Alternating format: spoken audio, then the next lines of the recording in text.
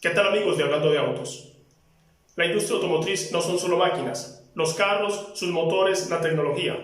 Es también y fundamentalmente las personas que hacen posible esos desarrollos. Aquí en Hablando de Autos queremos destacar a esas personas y especialmente a aquellos colombianos que con su talento hacen un aporte en el ámbito global de esta industria. Esta es una de esas historias.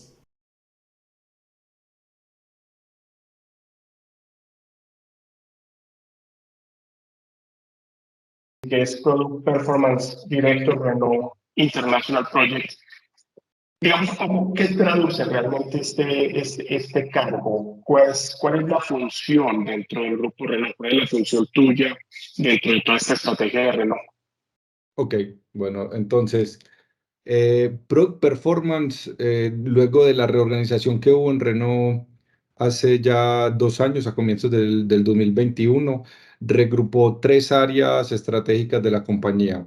La anterior, programas, que ya voy a explicarte un poco mejor lo que es. Entonces, programas, producto y marketing producto. Entonces, ¿de qué somos responsables nosotros? Nosotros somos responsables desde cuando empezamos a estudiar los proyectos, cuando todavía no existen, o sea, apenas los estamos definiendo. Entonces, empezamos con el área de producto a decir, bueno, ¿qué es lo que tendría que tener ese producto? El perímetro mío internacional es todo lo que está por fuera de Europa, o sea, son los vehículos que van a ser, inclusive tenemos fábricas en Europa, pero son sobre todo vehículos pensados hacia el internacional. Entonces, en ese perímetro tenemos proyectos, por ejemplo, bueno, en Colombia, en Brasil, en Argentina, en Marruecos, en Rumania, en Turquía, en India, en Corea. Entonces es como el scope desde el punto de vista de fabricación. Entonces, estos proyectos, cuando nacen, nosotros empezamos a decir cuáles son las necesidades. Entonces definimos quién es el cliente. Empezamos a decir, bueno, entonces necesitamos un vehículo, por ejemplo, del segmento B o del segmento C. Queremos que sea, por ejemplo, un SUV. Comenzamos a definir más o menos entonces cuáles van a ser los equipamientos. Entonces, si vamos a necesitar, por ejemplo, cojinería de cuero, si vamos a tener techo panorámico, queremos que sea 5 estrellas en Latin NCAP, etcétera, y vamos entonces definiendo todo el producto. Eso lo hacemos con producto. Con la parte de marketing producto, trabajamos todo lo que son los precios. Entonces definimos cuáles son los vehículos con los que vamos a competir y entonces empezamos a decir, bueno, nuestro proyecto, la competitividad de ese producto versus los otros vehículos de ese segmento. Entonces empezamos a decir, bueno, entonces el vehículo podría ser, no sé, 10.000 vehículos por año, 100.000 vehículos por año, 200.000 vehículos por año, y definimos entonces la franja de precios. Entonces decimos, el vehículo se podría mover entre tales franjas de precio, y eso lo hacemos para cada uno de los países. Entonces, si lo vamos a comercializar, no sé, en Colombia, en México, en Centroamérica, en Turquía, en África del Norte, en Asia, entonces empezamos país por país, empezamos a hacer entonces esa definición.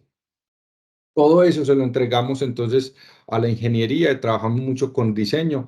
Diseño entonces va haciendo propuestas del vehículo que nosotros queremos hacer. Nosotros obviamente pues damos el aviso, pero todo esto lo sometemos entonces al CEO de la compañía, Luca de Meo, que es quien toma las decisiones entonces por parte de diseño, pero nosotros vamos haciendo toda esa convergencia del diseño del vehículo y hacemos pues las presentaciones a nivel uno de la compañía.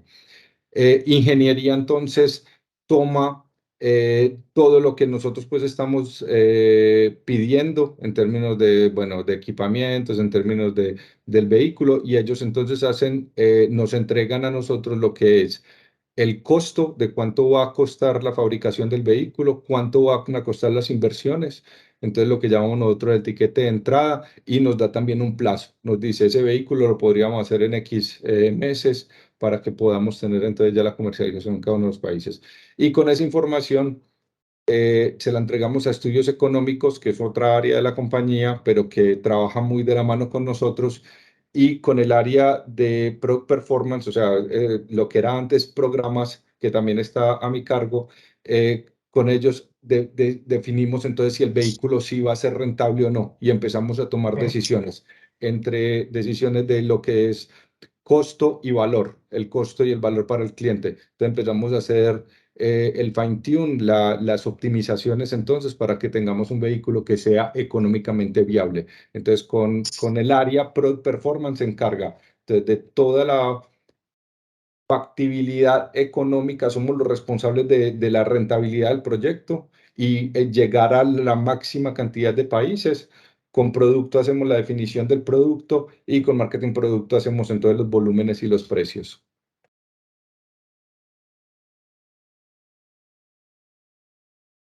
Perfecto. Bueno, ya teniendo un poco más claro esta función dentro de la organización, dentro del grupo, hablemos inicialmente, Juan, bueno, cuál ha sido tu trayectoria, porque obviamente llegar a una posición tan importante pues requiere también un camino recorrido dentro del grupo Renault. ¿Cómo ha sido esa trayectoria de Juan Camilo dentro del grupo Renault? Ok, entonces, bueno, yo me voy a adelantar de pronto un poco antes de haber entrado a Renault, porque hubo pues ahí como un punto de inflexión. Yo entonces, como te comentaba Giovanni, yo estaba estudiando ingeniería mecánica en la Universidad AFIT. En Mm, tercer año, entonces me llama el decano de la universidad, Alberto Rodríguez en ese momento, y me dice pues que habían firmado un acuerdo de doble diploma con el grupo ENI, que es Escuela Nacional de Ingenieros en Francia, ujú. y que Doble habíamos titulación. escogido para la doble titulación. Entonces, uno de los requisitos era que AFIT nos propusiera, AFIT propuso más o menos unos 10 estudiantes y ya la universidad, pues en Metz, la ENIM, escogió pues 6 personas y nos fuimos entonces para Francia a hacer cuarto y quinto año. Yo hice cuarto año en Metz y quinto año en Saint-Étienne y tengo mi diploma entonces de la ENIS, Escuela Nacional de Ingenieros de Saint-Étienne. Cuando yo Ujú. estaba en Francia, en ese momento yo creo que tú conociste a Germán Camilo Calle, que en paz Claro. descanse. Entonces Germán Camilo era muy, o sea, era muy próximo de AFIT, era muy próximo, conocía bastante bien a Alberto Rodríguez. Entonces él supo de mis estudios, bueno, de mi recorrido pues en Francia. Entonces cuando yo volví, cuando terminé pues quinto año, yo volví a Colombia y Germán Camilo pues, me citó para conocerme. Entonces yo estuve ahí pues en sofás, estuvimos conversando y él me empezó a hablar de un proyecto, en realidad teníamos dos proyectos en ese momento, un proyecto era el Logan. Estamos hablando del 2003, o sea, ya casi 20 años atrás. Entonces él me habla pues del proyecto Logan que se estaba iniciando, que íbamos a tener también un proyecto que era de Daihatsu. En ese momento pues teníamos 40% de participación de Toyota en Sofasa. Entonces íbamos a hacer el proyecto del Daihatsu Delta de 3 toneladas y 3 Ujú. toneladas y media y él me dice pues que si quería yo entrar ahí al equipo de ingeniería. Entonces empecé en agosto del 2003 en la división de ingeniería. Empecé pues como ingeniero de desarrollo.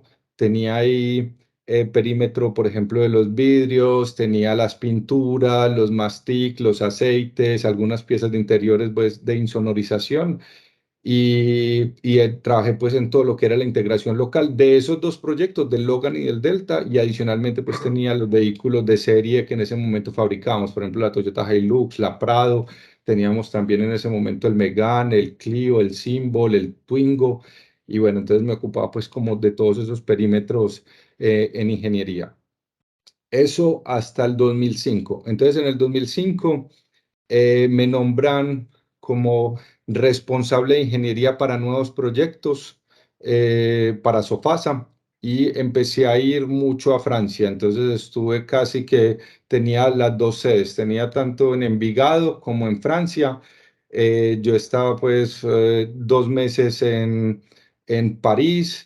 Regresaba 1 o 2 semanas a Medellín, volvía otra vez a Francia y entonces estuve haciendo como de especie de window person entre la ingeniería de Francia con la ingeniería de Sofasa. Ahí estudiamos varios proyectos y hasta que tuvimos el Sandero. Entonces, cuando tuvimos el Sandero, yo estuve en Francia hasta que firmamos el contrato, ya cuando nos comprometíamos pues con la calidad, el costo, el plazo, el ticket de entrada, el vehículo era rentable, entonces ya firmamos el contrato y yo me devolví entonces ya sí para Colombia. Cuando regresé Ujú. a Colombia, aparte de ser pues como el jefe de ingeniería para ese proyecto, También agarré un perímetro, bueno, la función se llama chef d'unité, jefe de unidad, de todo lo que era chasis y motor. Entonces tenía un equipo de 5 personas a mi cargo y en ese perímetro, pues entonces para todos los proyectos, inclusive para los vehículos de vida serie, nosotros respondíamos por todo lo que pasara pues con la suspensión, con las ruedas, con la línea de escape, bueno, con todos estos perímetros, tanto en el desarrollo como para la vida serie. Eso fue en el 2008. En el 2010 cambio nuevamente de función. Empecé a pilotar también el proyecto Duster, también como piloto de ingeniería, y asumí después como jefe de proyecto, ya no solamente pues de ingeniería, sino de todo el proyecto de lo que era el Clio fase 6, la última pues fase que tuvimos del Clio. Sí, eso fue por un periodo corto, eso fue casi por 6, 7 meses. Y en septiembre del 2010 asumo la división de ingeniería. Entonces, la división de ingeniería en Sofasa, reemplacé a Adriana Velázquez, que se había ido para Francia, y ahí entré al comité ejecutivo de Sofasa. Entonces ahí estuve durante casi 3 años, hasta el 2013. En el 2013 fui para Argentina como director de ingeniería, como general manager de ingeniería, un perímetro mucho más grande. En Sofasa, pues en el momento en el que yo salí era más o menos unas 40, 45 personas. Paso a Argentina con una ingeniería de más o menos 220 personas. Y tenía también un perímetro regional, o sea, ya en el 2008 se creó una entidad que se llama RTA, Renault Tecnología América, que reagrupa las ingenierías de Colombia, Chile, Argentina y Brasil.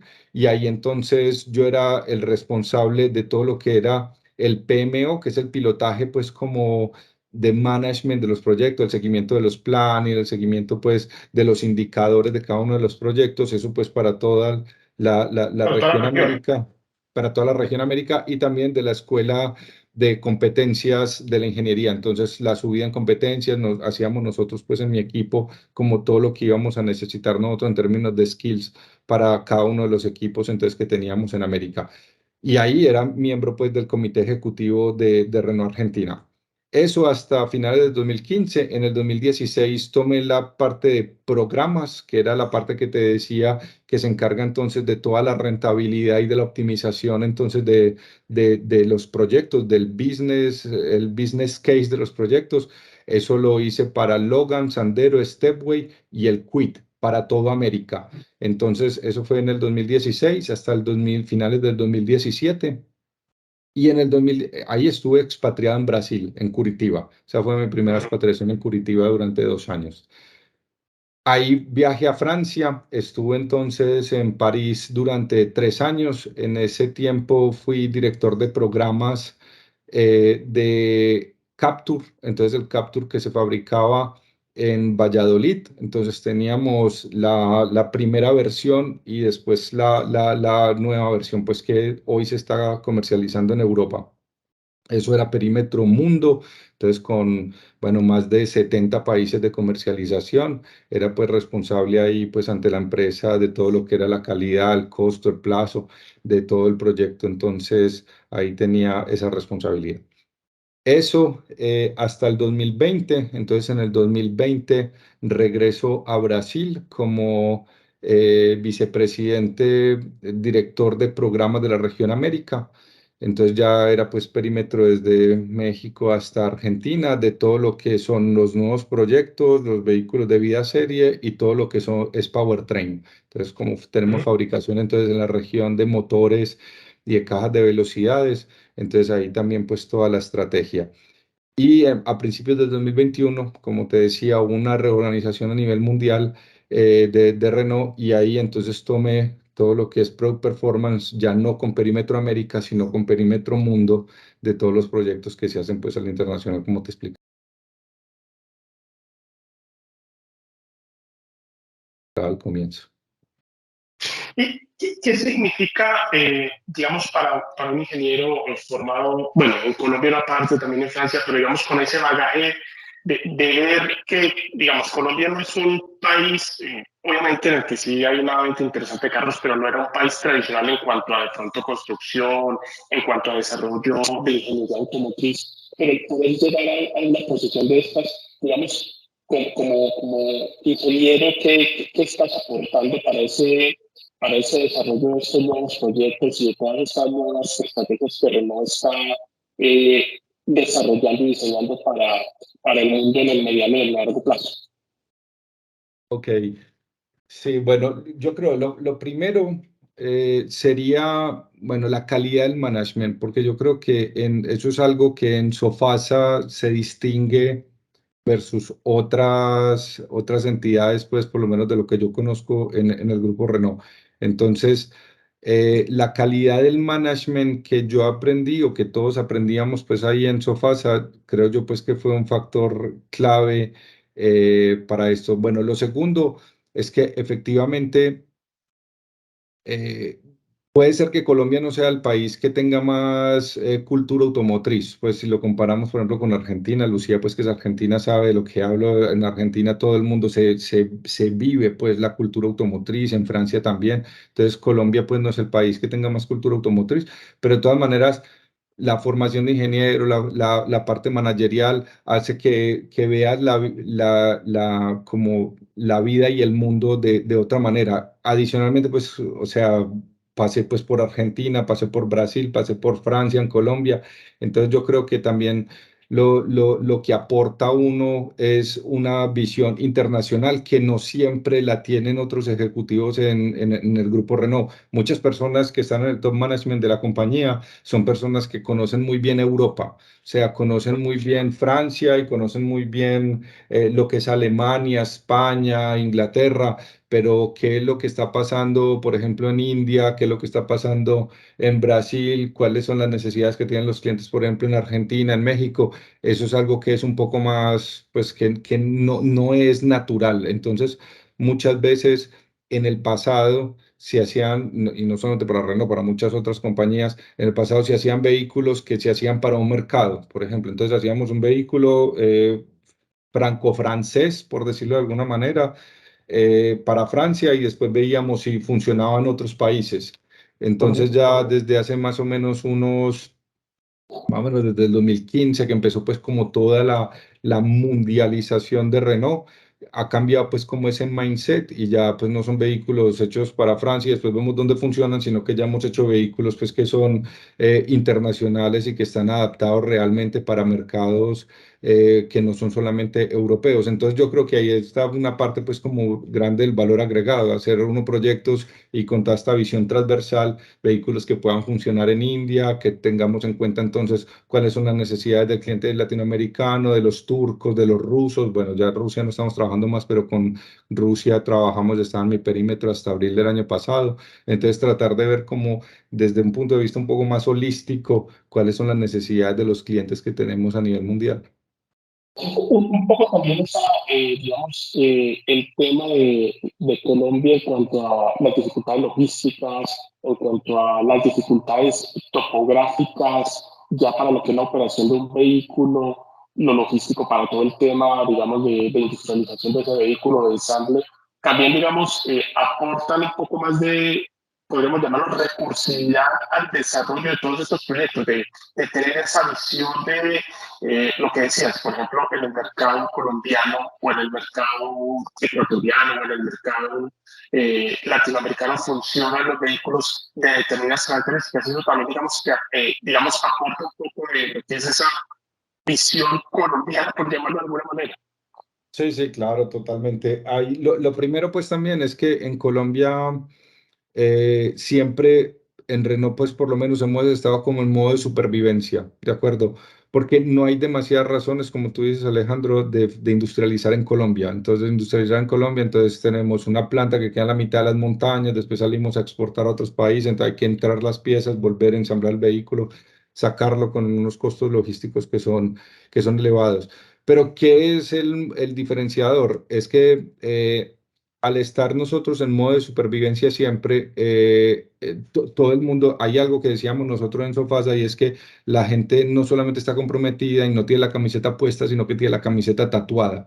Entonces, cuando tú ves todo el mundo todos los operarios. Por ejemplo, cuando uno asiste a las convenciones Kaizen, que son, no sé si alguna vez has participado o has escuchado, en las convenciones Kaizen, entonces son grupos de operarios que son siempre buscando mejorar, optimizar los procesos, hacer más competitiva la empresa. Entonces, ese espíritu, obviamente uno se va impregnando de esa recursividad, de hacer mucho con muy poco, o sea, las inversiones pues son limitadas, pero siempre hay recursividad, nuevas maneras de hacer, de hacer las cosas y eso aporta muchísimo. Y algo pues que no es solamente de Colombia, sino pues de Latinoamérica, que también aporta mucho ya cuando uno está en un contexto mundial, es la volatilidad de los mercados. Entonces, cuando yo pues que estuve 3 años entonces trabajando como director de programas de Capture, la inflación es muy controlada, la devaluación es controlada, pero cuando uno tiene entonces este bagaje, por ejemplo en Colombia, en Argentina,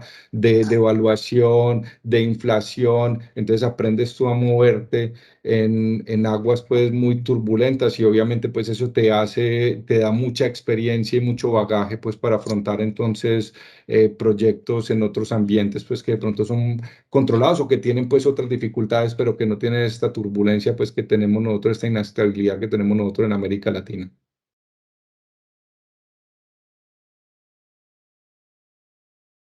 Decías, obviamente en esto de los nuevos productos, y quisiera hacer una pregunta más pensando como el consumidor tradicional, porque cuando ustedes hablan de los nuevos productos, de los nuevos proyectos, eh, digamos en el caso de Latinoamérica, se habla mucho de lo que es el Logan, de lo que es Duster, el Quid, y a veces el que no conoce muy bien este tema de la industria y de la conformación de los grupos y de las empresas, señala así, tiene la marca Renault, pero es que viene de Asia, entonces eso lo hace diferente. ¿Cómo trabajan ustedes cuando están pensando en un nuevo proyecto, por ejemplo, que sea retomar lo que es Asia, Europa, pero para traerlo Renault, para que la gente asuma que aunque sean dos emblemas distintos en algunos mercados, es la misma calidad, es el mismo grupo empresarial, va a tener la misma estrategia, va a tener el mismo cuidado en el desarrollo del producto como si fuera, digamos, originalmente Renault? ¿Cómo haces para poderlo transmitir al mercado y que de pronto no se presenten a veces, como te digo, por parte de la gente del común, ese tipo de análisis de situaciones, de comentarios, de percepciones? Sí, dame solo un minuto a cerrar aquí la puerta que están podando la grama. Espérate un Dale, segundo que hay dale, un dale. perro. Perfecto.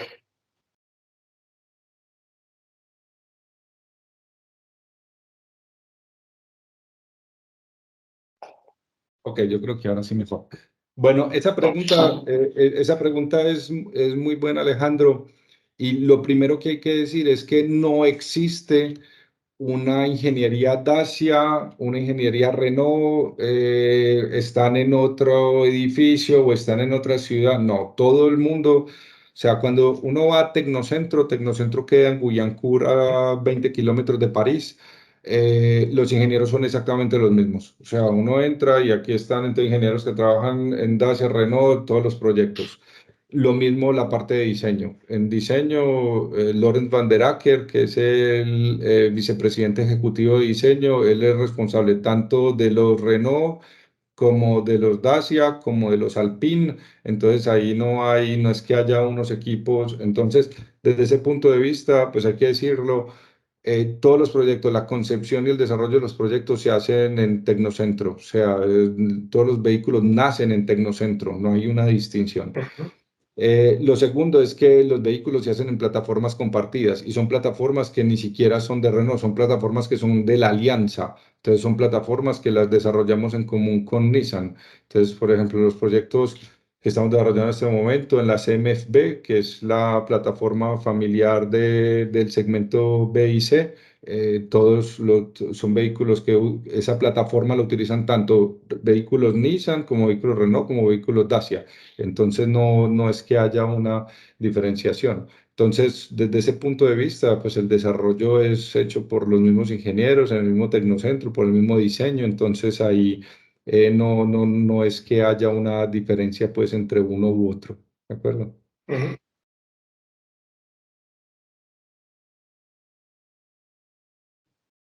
¿Cuáles son los factores, Juan Camilo, que determinan que un vehículo puede funcionar o no en un mercado? Por ejemplo, ¿cuáles serían los factores específicos que hacen que un vehículo funcione en un mercado como el latinoamericano y no funcione, por ejemplo, en un mercado como el europeo, o viceversa, que funciona en Europa, pero que en Latinoamérica no funciona? Y sobre todo que hablamos tanto de globalización y que las marcas están desarrollando esas plataformas globales o tienden a desarrollar más bien plataformas globales para también obviamente controlar el tema de costos. Pero ¿qué hace que funcione no en un mercado como latinoamericano un vehículo determinado?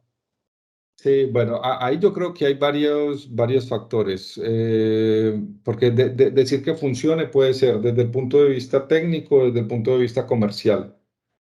Desde el punto de vista técnico, lo importante es saber cuáles son las especificaciones de cada uno de los países, ¿cierto? Entonces, hay países que son más exigentes que otros dependiendo de la prestación. Entonces, vamos a poner el caso de Colombia. En Colombia es supremamente importante el tema de la altura, ¿de acuerdo? Entonces, esas son condiciones que uno no encuentra, por ejemplo, en Europa y, bueno, en otros países pues, de Asia y de África.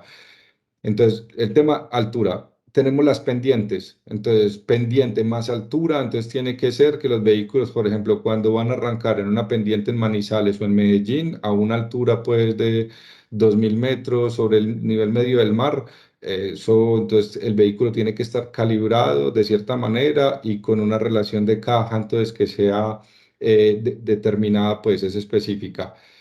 No cualquier vehículo que sea fabricado pues o concebido, por ejemplo, para Asia o para Europa van a arrancar pues en la Loma del Escobero en Medellín, por ejemplo. Entonces, eso es supremamente importante tenerlo en cuenta desde el principio. Después tenemos el tema, por ejemplo, entonces de las pendientes, no solamente para subir, sino para bajar, entonces el sistema de frenado. El sistema de frenado también es una condición pues ahí específica que tenemos nosotros para Colombia.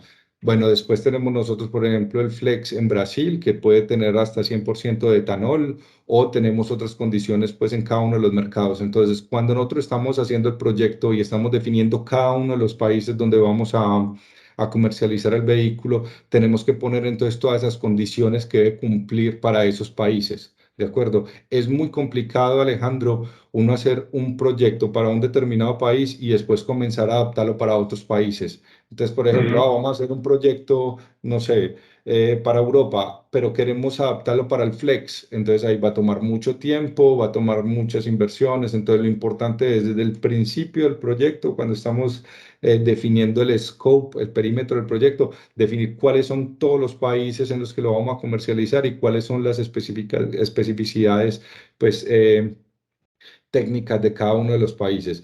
Y después también está la parte comercial. Entonces, hay algunas prestaciones o algunas cosas que son más importantes en unos países que en otros, ¿de acuerdo? Entonces, por ejemplo, la conectividad, no todos los países están al mismo nivel de conectividad.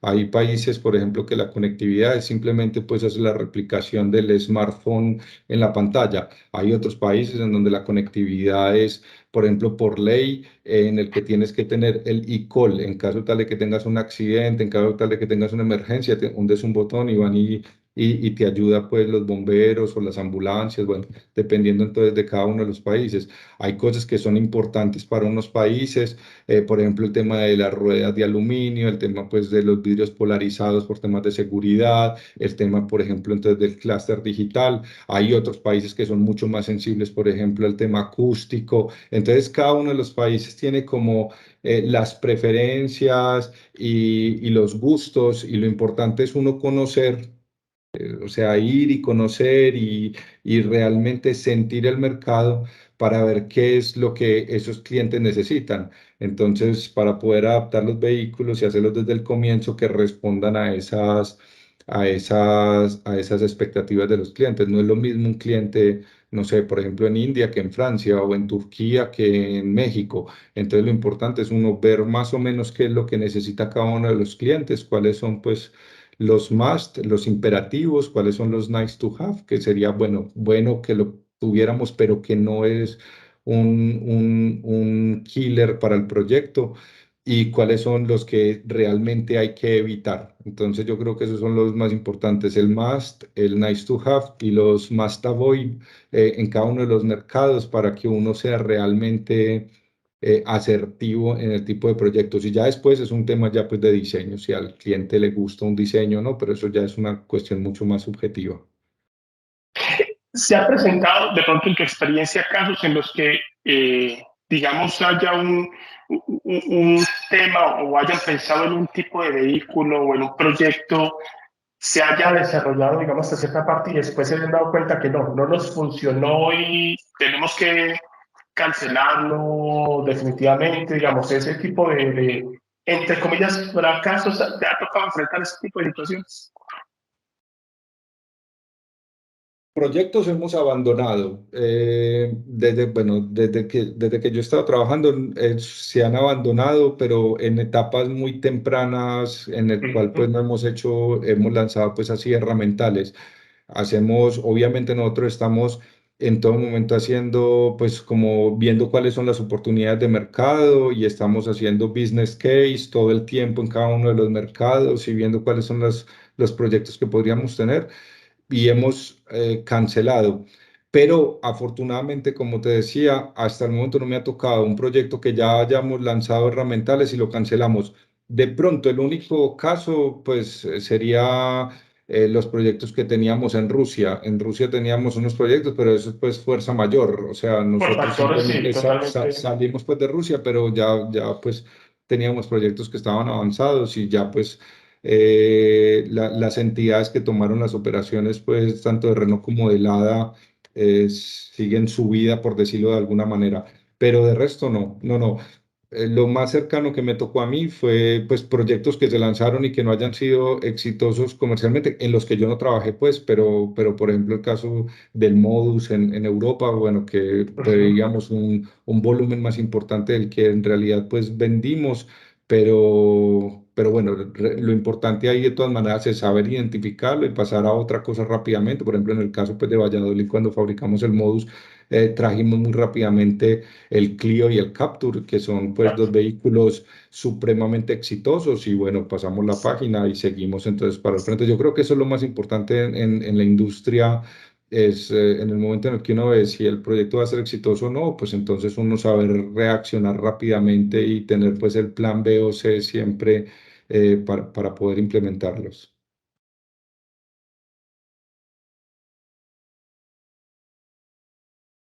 Obviamente por su posición dentro del grupo tenés muy claro, creo yo que tenés muy claro obviamente el tema de las tendencias, hacia dónde va todo este tema de la industria automotriz. ¿Cuáles ves vos que son como las 5 o 6 claves más importantes de hacia dónde vamos en cuanto a tecnología, en cuanto al gusto de los clientes? Y si de pronto en algún momento los mercados van a ser un poquito más homogéneos o vamos a seguir teniendo muchas diferencias entre los mercados y las empresas automotrices van a tener que seguir como teniendo distintos modelos o distintos proyectos para distintos mercados. Okay. La pregunta es muy buena. Yo creo, dependiendo de los mercados y dependiendo, yo creo, también de los gobiernos y de las reglamentaciones. Desde el punto de vista de reglamentación, es complicado, muy complicado, yo creo, tener vehículos homogéneos entre, por ejemplo, Europa o Estados Unidos, China, Japón, con el resto de los países. Porque son normativas, por ejemplo, cuando uno ve ahora lo que la Unión Europea está pidiendo en la nueva norma que va a entrar en vigor, que es el Euro 7, son normas que son supremamente exigentes y son normas que hacen que se encarezca mucho la definición técnica de los vehículos. Entonces, venir a otros mercados en donde no es tan exigente el nivel de emisiones encarecería mucho el producto, o sea, aplicar la definición técnica de Europa y comercializarla, por ejemplo, en Colombia, o sea, hacen que no sea viable para la mayoría de los colombianos de comprar un vehículo con esas definiciones técnicas. Entonces yo creo que, bueno, después tenemos, por ejemplo, la Unión Europea con la voluntad de tener entonces vehículos eléctricos a muy corto plazo. Estamos hablando ya casi a un horizonte de 10 años. Entonces, o sea, tener vehículos eléctricos masificados, especialmente en el hemisferio sur, también yo creo que es complejo. Entonces, las tendencias son, o sea, de manera global en el mundo, yo creo que hay una tendencia a la electrificación. Entonces, pasando por varias etapas, pasando por los vehículos eléctricos, por los vehículos híbridos, por los vehículos híbridos enchufables. Entonces, ahí pues cada uno de los mercados va a ir adaptándose en función pues de las reglamentaciones y de lo que necesita cada uno de los mercados. Entonces, la electrificación está claro que es, y tal como está hoy que esto es un tema que es muy importante, Alejandro, en el tema de la electrificación, tal como están las reglamentaciones a hoy, esa es la tendencia, electrificar. Pero si hay un cambio de normatividad en el mundo y sobre todo pues en estos bloques tipo Europa, Estados Unidos, China, Japón, hoy en día la reglamentación está por ejemplo en Europa, entre el pozo a la rueda. No sé si tú conoces esa noción de la reglamentación. Por ejemplo, hay reglamentaciones en que es desde el tanque de combustible hasta la rueda. Hay otra Ujú. noción que es un poco más arriba, que es desde el pozo hasta la rueda.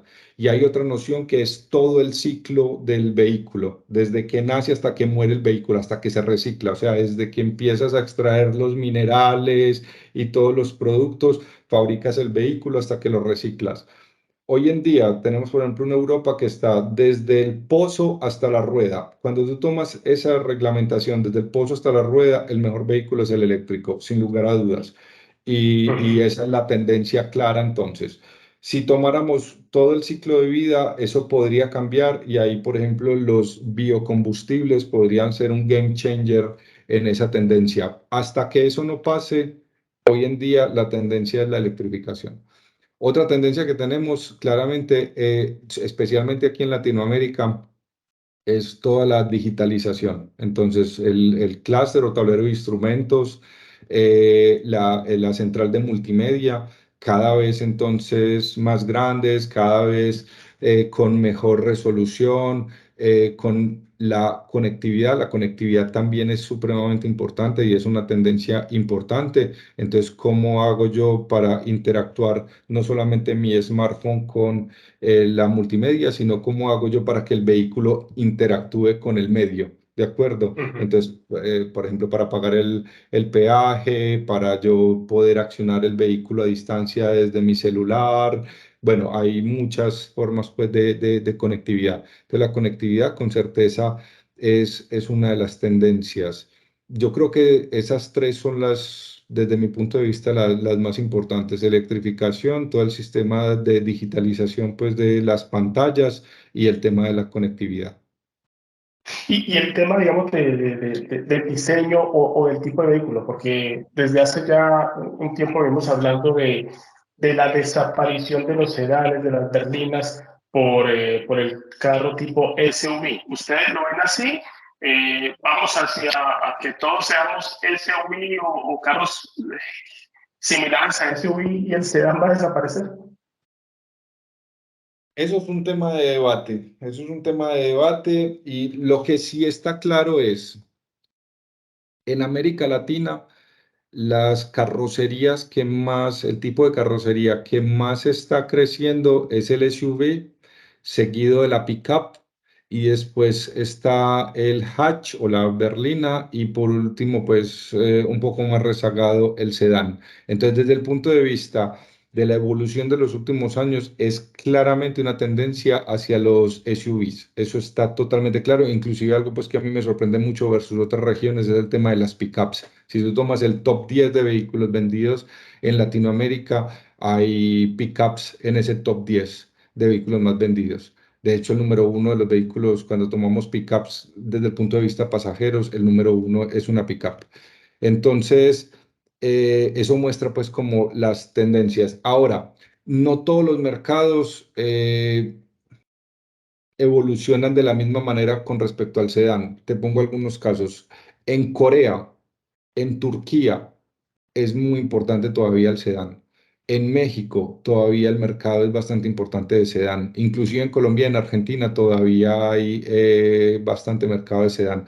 Entonces, hay otros mercados en los que sí ha ido desapareciendo el sedán, pero hay otros mercados en los que no. Entonces yo creo que es más una cuestión de business case. Si tenemos sedán en otros mercados y que se están desarrollando para otros mercados, se podría estudiar la posibilidad de tenerlo no para un mercado, por ejemplo, como el colombiano. Y si tenemos un business case, obviamente siempre estamos estudiando, ¿por qué no tener sedán?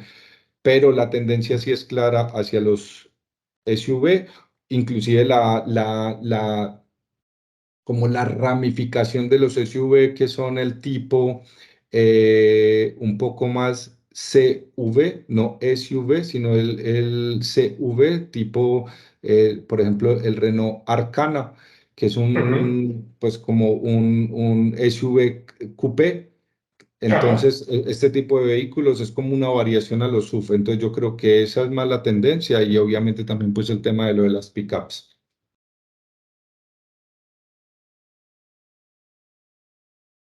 Eh, ¿Qué sugerirías de pronto para que Colombia, lo que hablamos al principio, Colombia pues no tiene una cultura o no es una potencia en el tema automotriz, pero para que Colombia desarrolle una mejor industria automotriz, para que de pronto consolide, no sé si de pronto en algunos nichos, si de pronto podamos hacer relocalizaciones de plantas, pero para que Colombia, que tiene una posición estratégica y geográfica interesante, pudiera de pronto avanzar un poquito más en este tema de ser un país mucho más importante desde el punto de vista automotriz.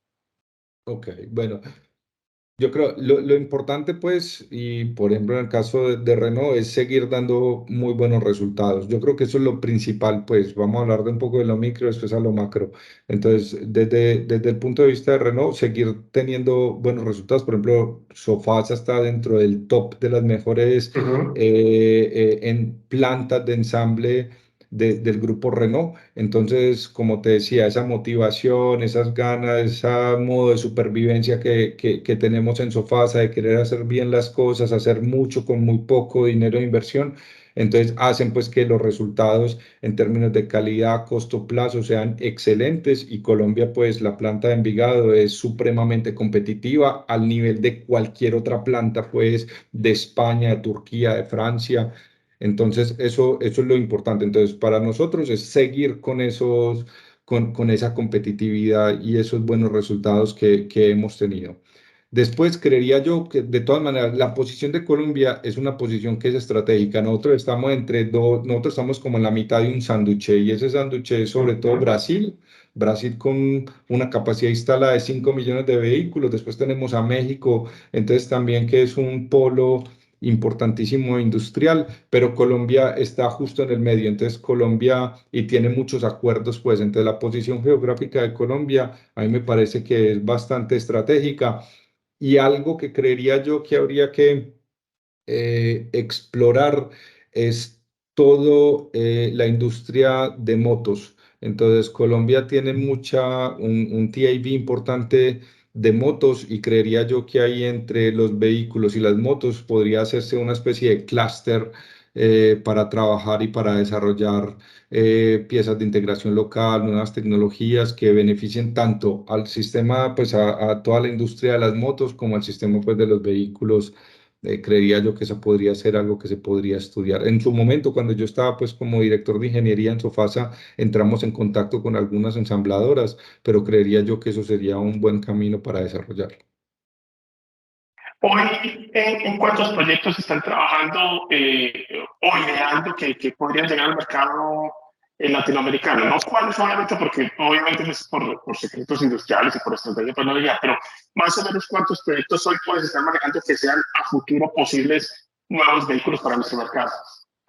No, o sea, estamos estudiando, como te decía, nosotros todo el tiempo, o sea, yo estoy trabajando en una etapa que en francés pues lo llamamos en una etapa muy amont, es una etapa muy de aguas arriba, por decirlo más coloquialmente. y trabajamos todo el tiempo, estamos estudiando nuevos proyectos. Entonces, darte un número es complejo porque esto es como un embudo, ¿de acuerdo? Entonces, nosotros estamos todo el tiempo haciendo iteraciones, buscando nuevos proyectos. Entonces, decir un número es complicado, pero hay muchos proyectos en los que estamos trabajando en este momento. Además, ahí me prendo la cámara, así ya. Que no vaya a decir algo que no pueda todavía. No, perfecto, no. Muchas gracias por, Pero buen por- intento, Alejo, buen intento, buen intento.